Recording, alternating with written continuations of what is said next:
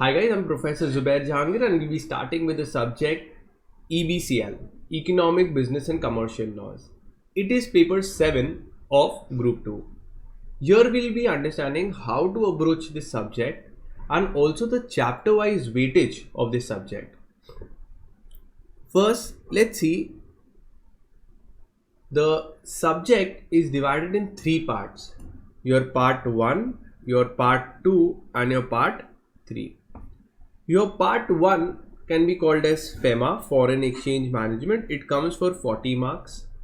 Your competition laws comes for 25 marks, which is your part 2. And your business and commercial laws is part 3, which comes for 35 marks. From the graph in front of you, can you tell me which is the most important that you need to focus on from all the 3 parts?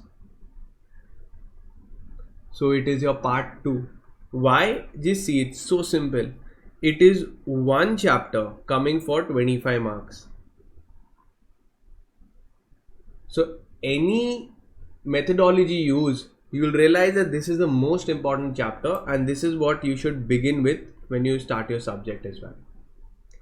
The next, if you see, which is the second important part according to you, part 1 or part 3?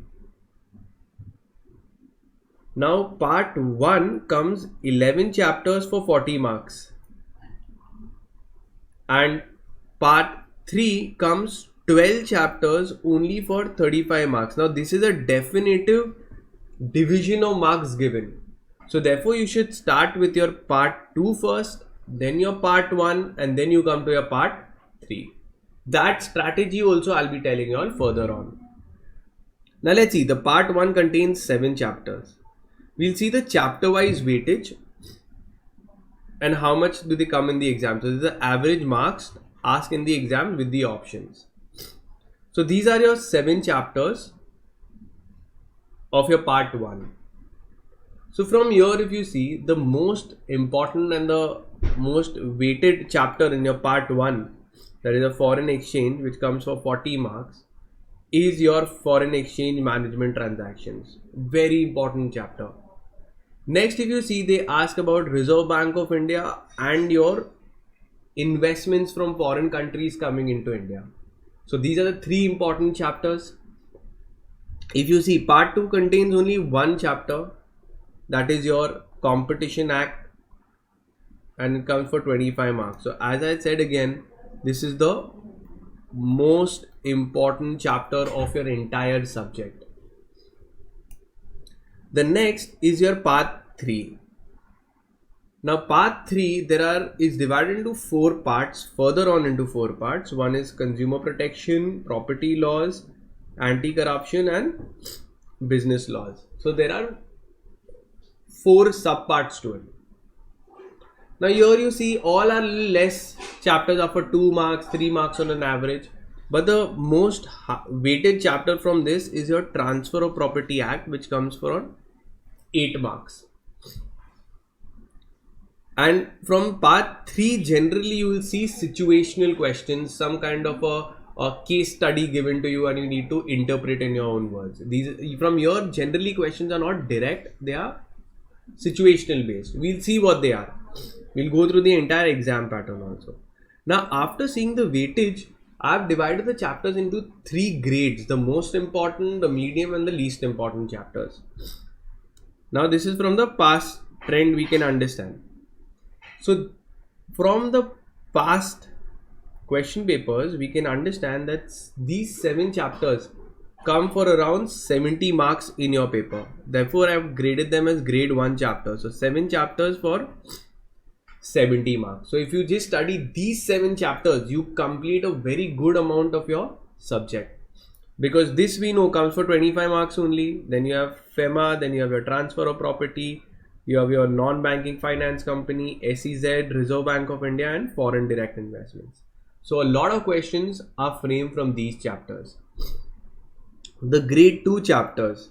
Now just here there were 7 chapters for 70 marks. In grade 2 there are 8 chapters but coming only for 40 marks. So grade 2 chapters are 8 chapters for 40 marks. Let's see which are those. So it comes from till your chapter 15. So it is from 8 to 15. So you have your Foreign Contribution Act, Overseas Depository, Indian Contract Act, Specific, Foreign Trade Policy, Sale of Goods and Negotiable. So these are all your grade 2 chapters, and Consumer Protection Act. So these are all your grade 2 chapters. Then coming to grade 3 chapters, where there are 9 chapters now, but they come only for 20 marks, and they are therefore your grade 2 chapters. So grade 2 chapters, we have your RERA, which is the Real Estate Regulation Act, Benami Transactions, Money Laundering, Partnership. FEMA, there are 2 chapters on FEMA. One doesn't have much weightage. Essential Commodities, Legal Metrologies, Liberalized Remittance Schemes and ECBs. So you have a total of 24 chapters in your examination, but if you see, not all have equal weightage. Now let's understand the paper pattern that comes in the exam. How does the paper come, whether they are direct questions, situational questions, etc. Now, the questions that come from part A are direct questions. Very rarely will you see a situational questions coming. Part 2, there will be a mix of direct and situational questions. Whereas part 3, there is a lot of plenty situational questions, and therefore the students are advised to see how to write these situational questions before appearing for the exams. So this is your paper pattern. Questions asked are generally direct. So the paper you will see mostly direct questions, and situational chapters are questions are asked from a few chapters, like maybe Contract Act, Negotiable Instrument Act, your Sale of Goods Act. Generally they are part 3 chapters. So if you see how your questions will be framed, so we know part 1, that is FEMA, comes for 40 marks. So there will be 4 questions of 5 marks each. It will come for 20 marks. That will be your first question. Now second, question 2 or 2A, you get an right to attempt question 2 or 2A. It comes 5 questions for 4 marks. So 20 marks. Now these we'll see are generally direct questions. Then comes part 2. It will be for 25 marks. So 5 questions will come for 3 marks, and then 2 questions for 5 marks each. So like this they've divided, they are 15 marks. And lastly, the part 3, it comes for 35 marks, 5 questions for 4 marks, 20, and again you get an option in sections question 6 or 6A. So 5 questions of 3 marks each, it's 15 marks. So if you see, you get a 2 options also, rest all are compulsory. Now let's see a exam paper, how it looks. So this is your part 1. So if you see, the questions here are pretty much direct questions.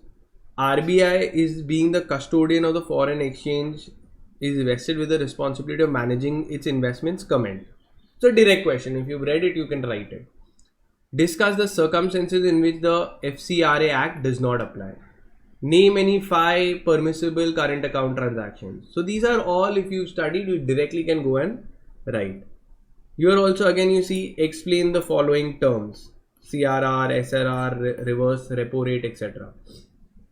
Then explain the obligations of an Indian person with respect to direct investment outside India. So if we want to make an investment outside India, what are the obligations that the Indian party has to follow? So again direct.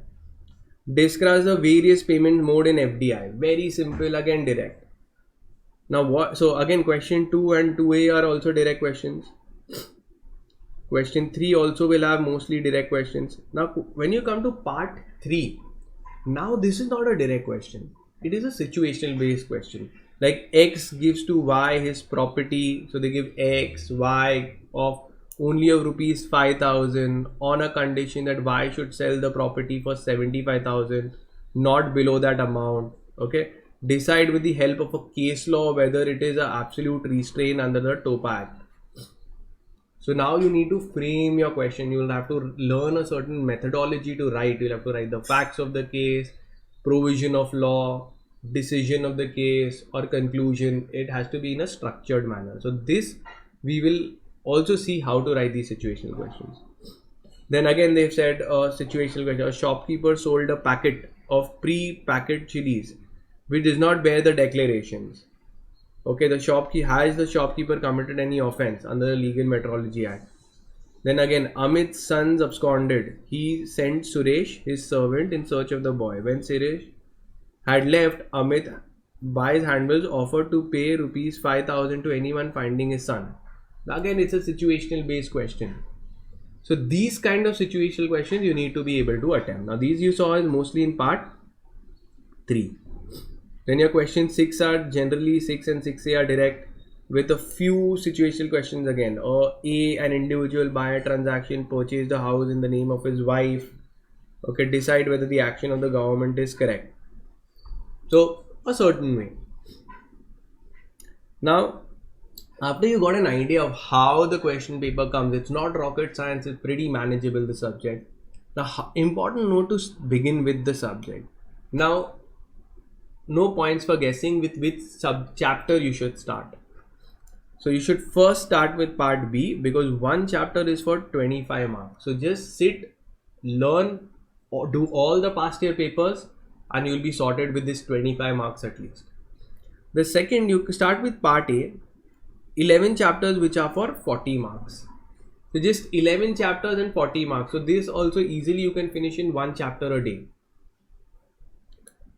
And thirdly, the part C is something you must have already studied, though there are a lot of chapters. There are 12 chapters, but these 12 chapters are very simple. You must have studied it somewhere in your academic career for 35 marks.